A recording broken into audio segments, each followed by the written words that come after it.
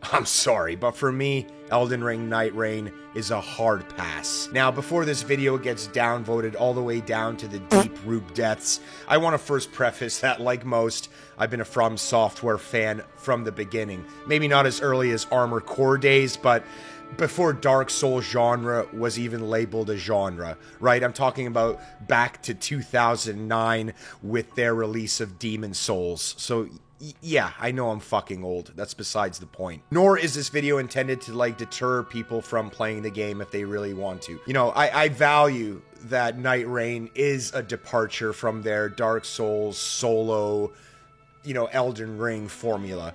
I think it's always good for a company to innovate themselves and try new things and experiment. But that's not why I'm choosing not to play it. I'll get into that, but overall I'm choosing not to play it because, well, although it is a bold experiment with its limited depth, its recycled content and multiplayer implementation, and most importantly, because it's price tag at $40, it doesn't matter how much goodwill From Software has built over the years.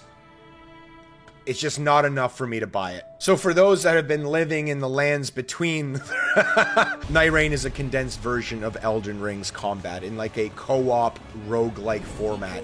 Each day and night cycle involves clearing enemies, looting, and facing bosses. Progression comes through the forms of relics and journal entries.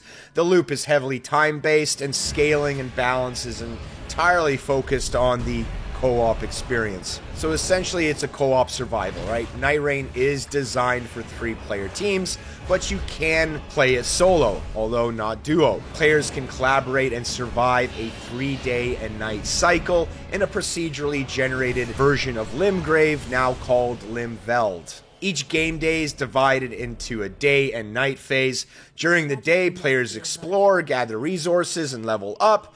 As night falls, the playable area shrinks and a boss battle ensues.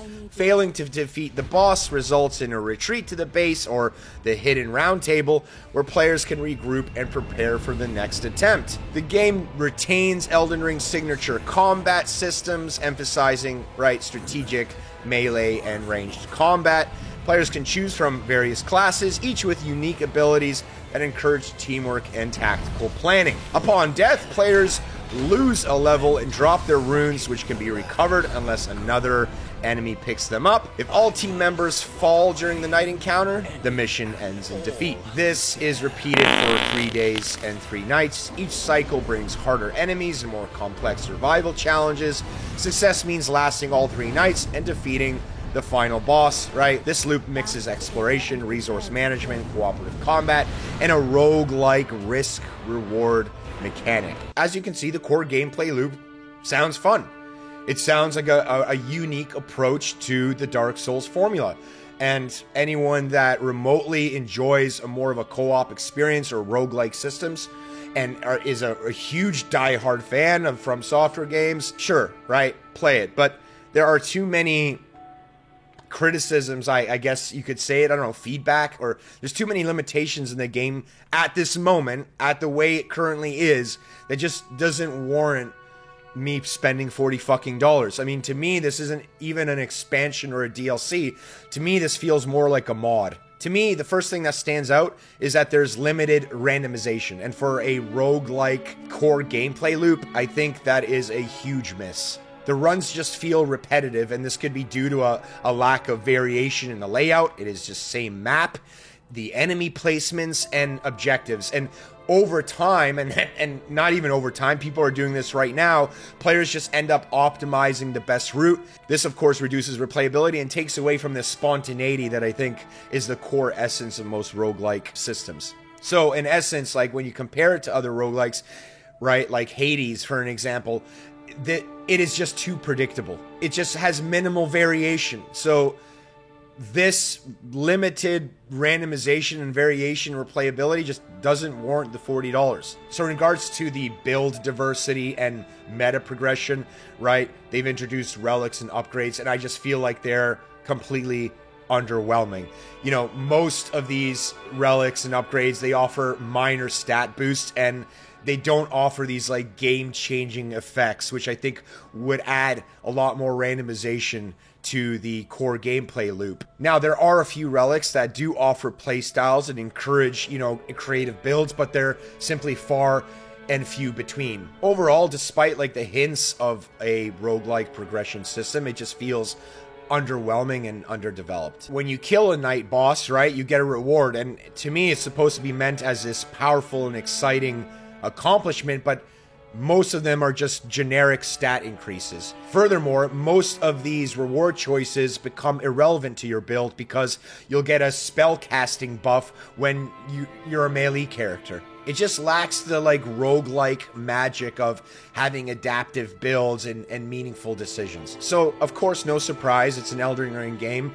It is expected to have some Elden Ring assets like the enemies, environments, and animations, but it's honestly too recycled. The game uses too much of the same assets and mechanics, and it just feels too reused, making it feel more like a glorified mod than a fresh expansion. Now, while I understand that some of these assets were repurposed, it just lacks some of that originality and freshness. Now, it is, of course, entirely balanced as a 3-player experience. You can do solo play, but it is discouraged and it can be extremely frustrating, again, for the average Dark Souls player. There is no possibility to play with duo, and again, like I said, solo play is supported, but it's extremely difficult and can certainly kill many people's interest from the start, especially if they're really tied and glued down to having a more, traditional solo Dark Souls experience. The main problem with the co-op experience is, well, number one, there is no crossplay. So that just further fragments the player base, right? It fragments the amount of people that you can play with. It's just shit. If you're going to entirely base a game off a co-op experience, fuck me, it should be crossplay. At this day and age, it just simply limits accessibility and enjoyment. The problem too with the co-op experience is that there's no voice chat. So there's no meaningful communication tools in matchmaking.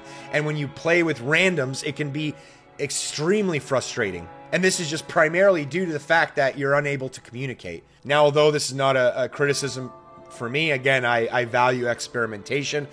This format is certainly not for everyone. For those looking for a more traditional, slower, exploratory, narrative-rich gameplay experience, well, you may feel alienated. This is certainly just not it. It's fast-paced, it's a multiplayer roguelike format, and although it is a major shift from their traditional solo experiences, I mean, again, I personally value the fuck! Some people may not see it as Elden Ring, more like a side mode stretched into a full game. But by far, what deters me the most is simply the costing. At $39.99, it doesn't matter how, much goodwill From Software has built over the years. It doesn't matter to me how new and experimental and bold this new game design is for the genre. It just doesn't warrant the price tag. Again, the limited replayability, limited randomization, the limited build depth and variety, the reused assets, all the things that I've talked about just doesn't make it a fully fledged experience that warrants $40 fucking dollars. That's all I'm getting at. And certainly it doesn't help that I'm from Canada, so I'm paying like fucking $54 instead. And just to put into perspective, Shadow of the Erdtree, right, Elden Ring's first DLC, was priced around the same, and that offered us a new story, new maps, new bosses, new Art of Wars, right? New skills, you get the point. New weapons. And trust me, I know how difficult it is to just sit there and not want to play a From Software game or not purchase it. I've been a diehard fan for a long fucking time, but it's not excusable to me. If this were any other fucking developer, people would absolutely not maybe be as rigorous as defending the title. So, fuck it. I'm going to give you my honest opinion about it. Now, if this wasn't already apparent, these are just feedbacks and criticisms that prevent me from buying the game. This does not mean that players are not going to play it, that you shouldn't buy it, that they're not going to make the game better, that they're not going to add communication tools, they're going to rebalance things, they're going to add new maps. It's hard to say what the longevity of the game is.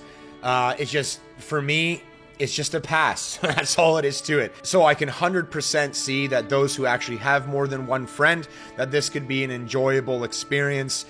You pick up and play, you drop it, you move on, you play something else. I can certainly see where they were going with this type of, I just think like they need more time to bake. It needs more robust roguelike qualities. It needs different relics. It needs more of that randomization in order for it to be a full roguelike type experience.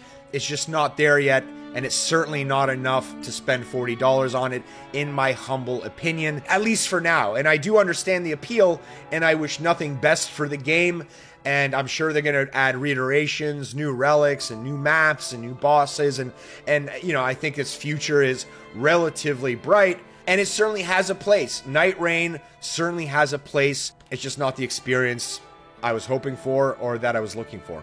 So anyway, what do you think of the game? Have you guys tried it? Have you played it? What are your thoughts? Are you going to buy it? Are you going to pass? I'd love to hear in the comments below. And with that being said, jack-offs, I'll catch you on the next one.